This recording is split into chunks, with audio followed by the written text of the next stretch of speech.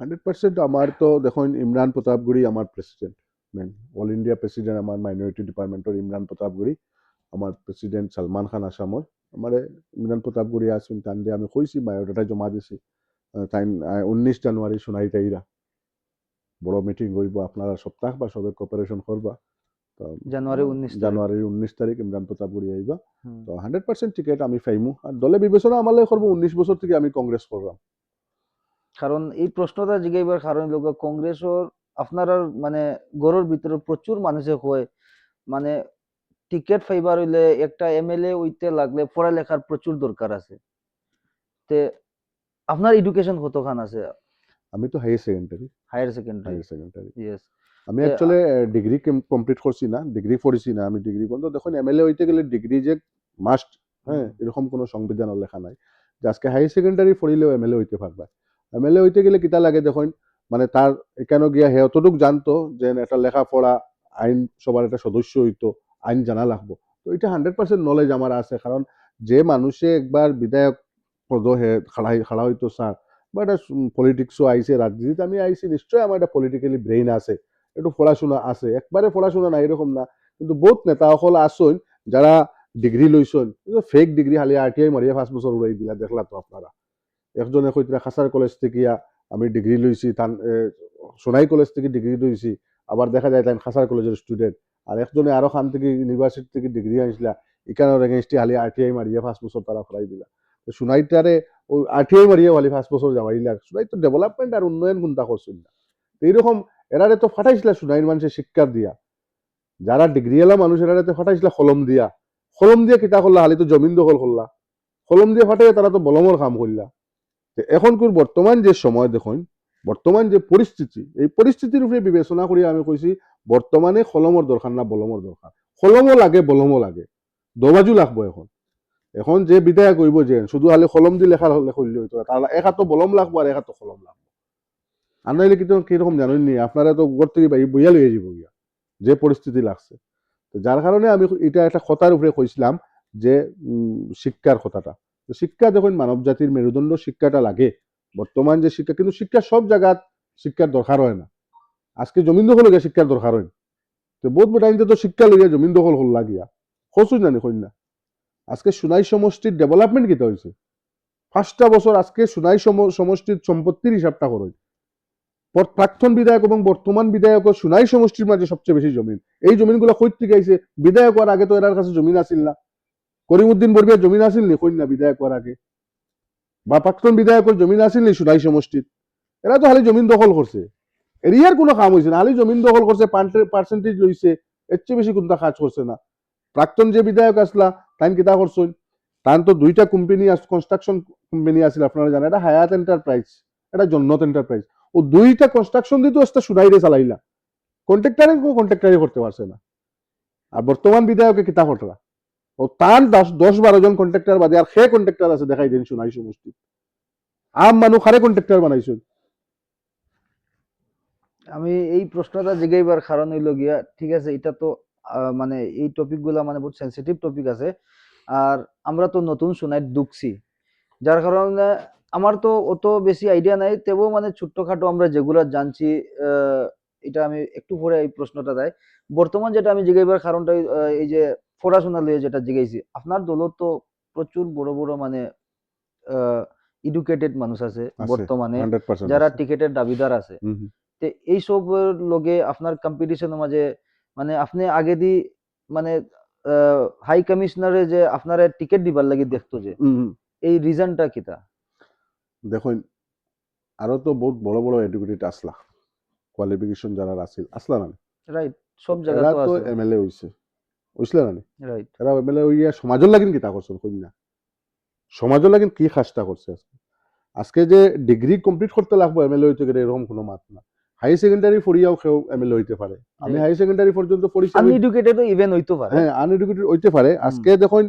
7 pass করিয়াও তো MLA হইছে রাইট ওটা তো আজকে নিজাম চৌধুরী তো 7 পাস তাইনো তো বিধায়ক হইছে না আমি তো এটলিস্ট হাই সেকেন্ডারি পাস করছি না হাই সেকেন্ডারি তো আমার কোয়ালিফিকেশন আছে কিন্তু আমার হাই সেকেন্ডারিটা জেনুইন কিন্তু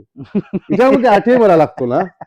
মারিয়া দেখলে দেখতে পারে কিন্তু হাই সেকেন্ডারি জেনুইন আঠিয়ে মারা লাগতো না কিন্তু তারার কিন্তু জেনুইন না, তারা কিন্তু আরটিআই মারলেও তো ধরা পড়ে যায়,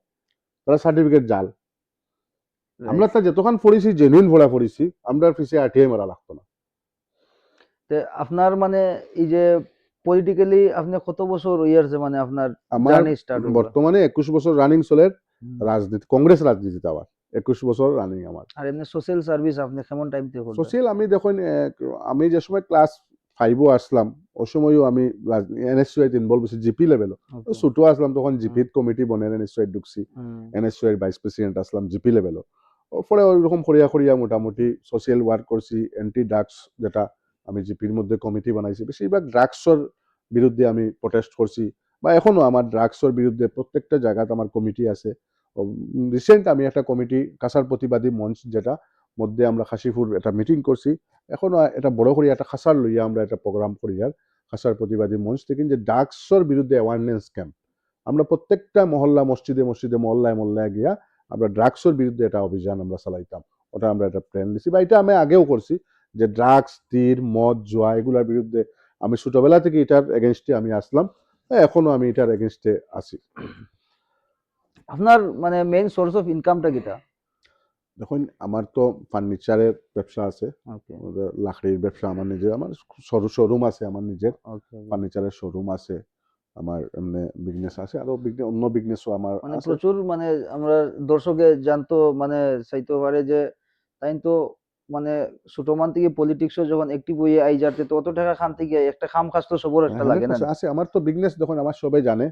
না আমরা আমরা জানি না কারণ আহা, আমরা শোনাই নতুন ঢুকছি। আচ্ছা আপনারা নতুন ঢুকছেন এর হ্যাঁ লাগি,